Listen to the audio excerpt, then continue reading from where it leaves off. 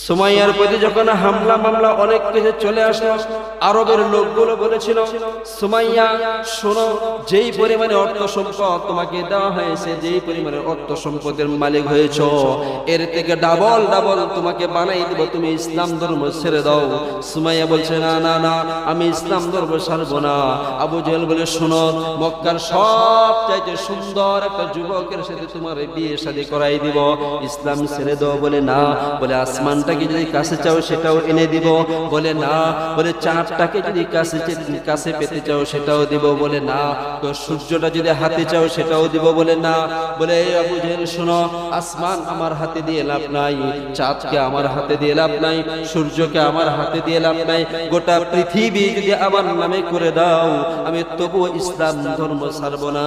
যে আল্লাহর প্রতি ঈমান এনেছি, যে আল্লাহর প্রতি ঈমান এনেছি, ওই আল্লাহর জন্য সব কিছু কুরবান করে দিব, তবু আমি ইসলাম ধর্ম ছাড়বো না। ও মা, ও বোন, আপনি কি এই নিয়তটা করতে পারেন না যে সুমাইয়া যেভাবে ইসলামের জন্য শাহাদাত বরণ করেছেন, তার অর্থ সম্পদগুলো যেভাবে দান করেছেন, ও মা, ও বোন, আপনার অর্থ সম্পদগুলোকে আল্লাহর জন্য দিতে পারেন না? আপনি কি আল্লাহর জন্য দান করতে পারেন না? আপনি কি সুমাইয়ার মতো হতে চান না?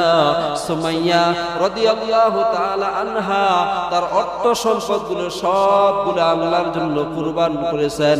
শুধু তাই নয়, সুমাইয়া বলে, আমার জানটা পর্যন্ত আমি কুরবান করেছি।